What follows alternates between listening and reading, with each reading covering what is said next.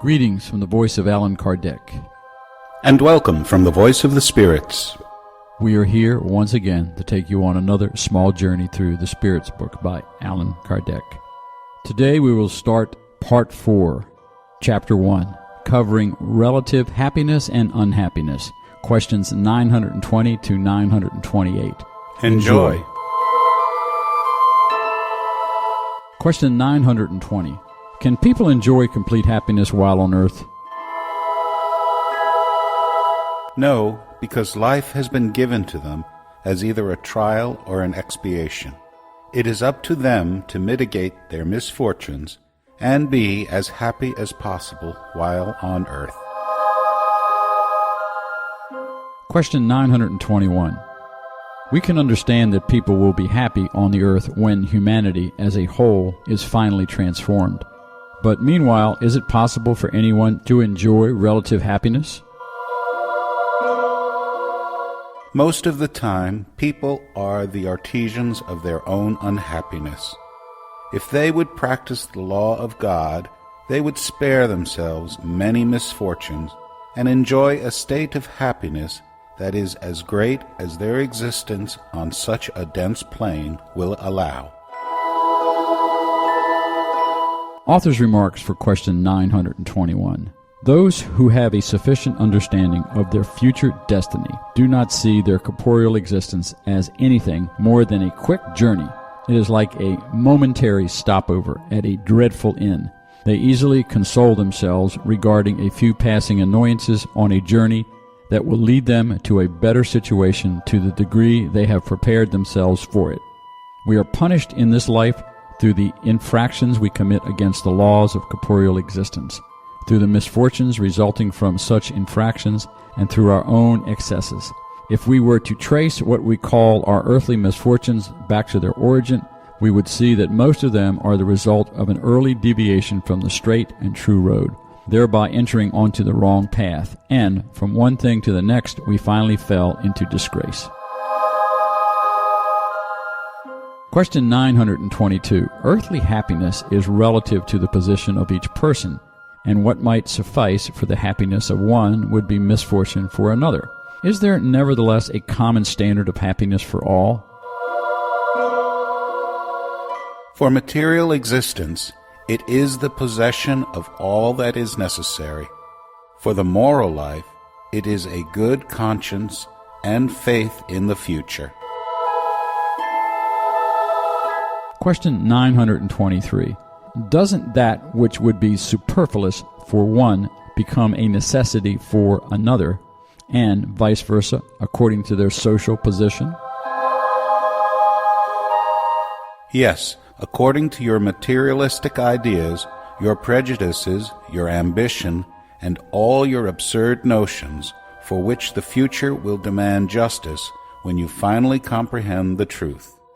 Obviously, those who have had an income of 50,000, who then see it reduced to 10,000, would consider themselves most unfortunate because they cannot maintain the demands of their social status, keeping good horses and servants, gratifying all their passions, etc. They would regard themselves as lacking the necessities. Frankly, however, shouldn't you consider them worthy of pity while beside them are others who are dying of cold and hunger, without a place to lay their head? To be happy, the wise look down, never up. When they do lift their gaze, it is to raise their own soul toward the infinite. Refer to question number 715. Question 924. There are misfortunes which do not depend on the way we act and which harm the most righteous people. Isn't there a way to keep ourselves from such misfortunes? If you want to progress, you must resign yourselves and endure misfortunes without complaining. However, you will always find consolation within your own conscience, which gives you the hope of a better future, provided you do what is needed to obtain it. Question 925. Why does God bless with the goods of wealth certain individuals who do not seem to deserve them?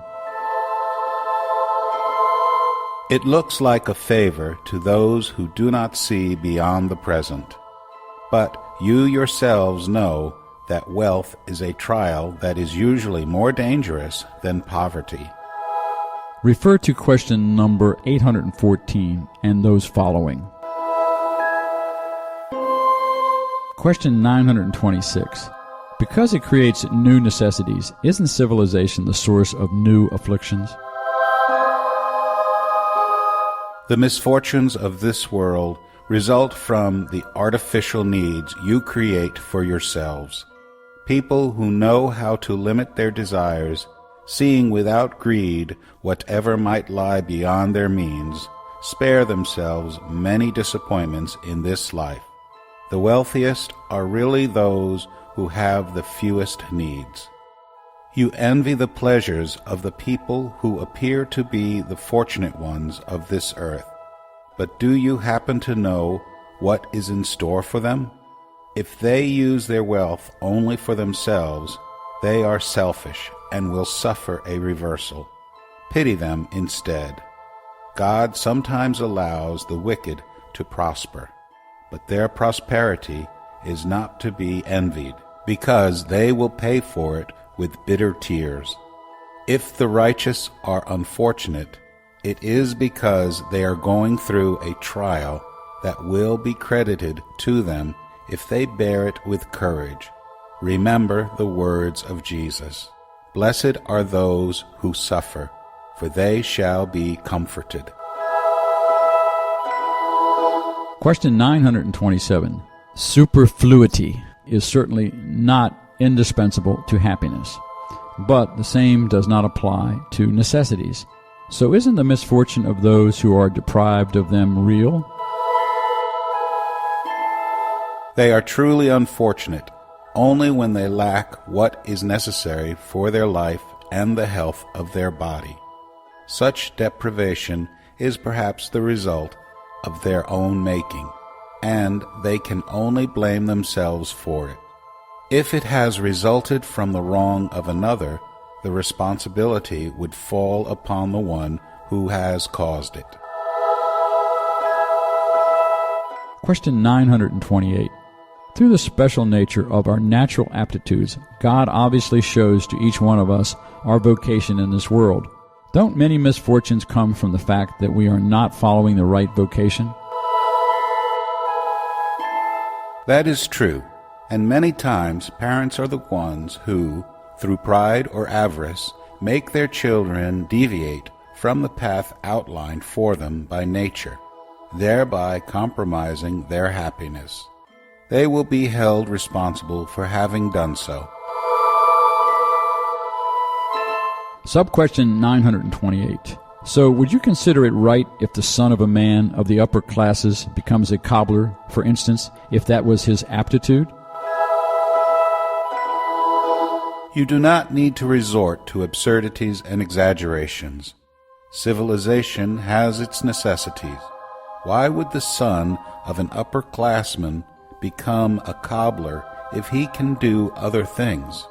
Individuals can always be useful according to their abilities if they are not applied to something they are not meant for. For instance, instead of a bad lawyer, they could perhaps become a skilled mechanic, and so on. Author's remarks for question 928. Operating outside their proper intellectual sphere is assuredly one of the most frequent causes of disappointment. Ineptitude in a chosen career is an inexhaustible source of reversals.